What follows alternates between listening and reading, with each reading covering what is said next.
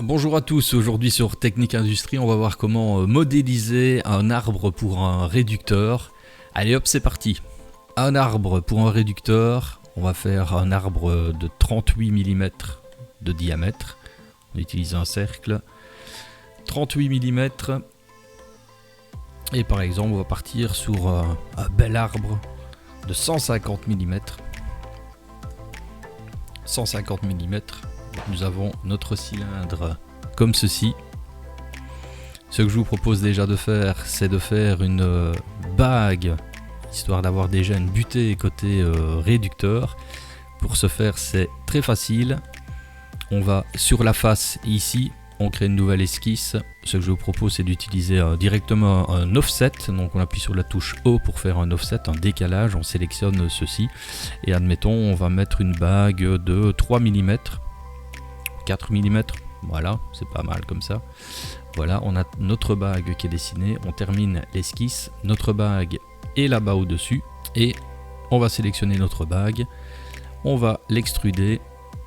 Alors on peut soit, comme on veut, l'extruder vers le haut, ou soit l'extruder vers le bas, ça fonctionne aussi. Moi je vous propose d'extruder ici vers le bas, par exemple sur 3 mm. Ah non, comme ça, c'est pas très bien.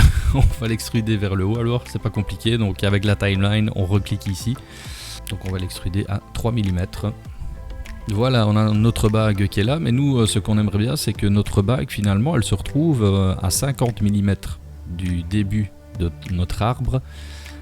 Pour ce faire, en fait, on retourne sur l'extrusion.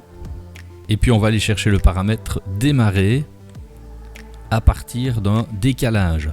Et le décalage ici, si vous mettez 50 par exemple, vous allez voir que là on part vers le haut, donc c'est à vous d'essayer. Donc ici ce sera forcément, vous l'avez compris, moins 50.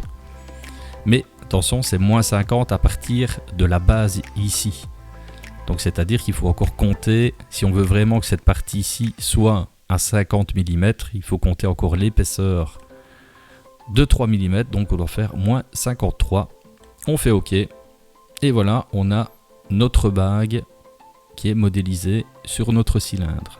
On va regarder maintenant pour créer une clavette pour notre arbre de réducteur. On va mettre une clavette à cet endroit-ci.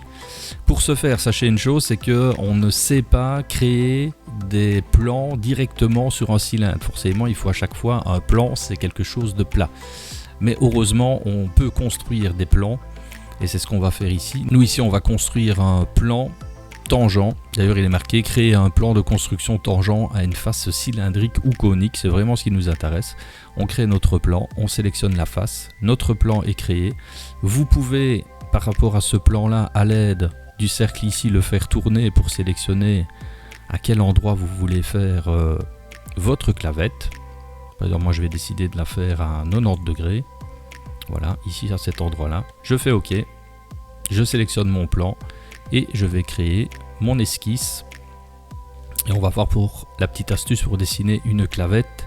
Admettons si vous avez une clavette de 40 par 6 mm par exemple, on va pouvoir la faire très facilement. Moi j'utilise, pour la centrer, je vais utiliser en fait une ligne qui va aller d'ici jusque là. Voilà, je sélectionne ma ligne et ici je peux sélectionner que c'est une ligne de type construction. Je l'active, c'est une construction. Donc c'est vraiment comme quand vous découpez une planche chez vous pour... vous avez toujours des traits de construction que vous faites avec votre mètre. Ben ici on sait faire exactement la même chose sous Fusion 360. Je vous invite à prendre un rectangle en partant du centre. Et comme on est ici, on a le centre de notre ligne, le centre de nos 50 mm qui est ici. On fait le rectangle de 40 sur 6 mm. Hop. Donc ça c'est la longueur max de notre clavette. La clavette forcément elle a des bords arrondis. Je vous invite à créer un cercle, mais cette fois-ci un cercle avec 3 côtés tangents, et vous allez voir c'est très très simple. Il suffit de sélectionner un côté, 2 côtés et 3 côtés, parce que je veux que mon cercle touche ces 3 côtés là. On fait exactement la même chose de l'autre côté, un côté, 2 côtés et 3 côtés. Et nous avons toute notre structure ici qui est prête pour notre clavette. On sélectionne ce dont on a besoin, à savoir qu'on veut sélectionner ceci. On laisse appuyer sur CTRL pour sélectionner tout ceci. Voilà, ceci c'est la dimension de notre clavette. On fait extrusion et on veut, admettons, descendre dans la matière de 3 mm. On fait -3. Et voilà, vous avez votre logement pour votre clavette qui est dessiné ici automatiquement. Notre logement pour la clavette est prêt. Ce que je vous propose de faire, c'est de créer un percement ici au centre et de faire un filetage en métrique 6 par exemple, pour pouvoir venir mettre une rondelle ou une butée de l'autre côté du réducteur, histoire que l'arbre ne bouge pas à l'intérieur. On crée une esquisse par rapport à cette face-ci. Ici ça va être facile, on va prendre un cercle. Vous pouvez directement, si c'est du M6, taper 6 mm. Voilà, vous avez votre trou de 6 mm ici. Vous terminez l'esquisse, vous sélectionnez votre trou. Vous faites l'extrusion, la touche magique de Fusion 360. Admettons que vous voulez descendre de 20 mm dedans, donc ici ce sera -20. Voilà, votre trou est fait. Ici, pour faire un filetage, vous sélectionnez l'intérieur, puisque c'est un filet interne. Et vous allez sur Créer ici. Et vous avez la partie filetage. Fusion 360 est extrêmement intelligent, puisqu'il va directement vous proposer du 6 mm. Et vous pouvez sélectionner, voilà, différentes normes, que ce soit du DIN, du BSP, du ANSI, du ACME, etc.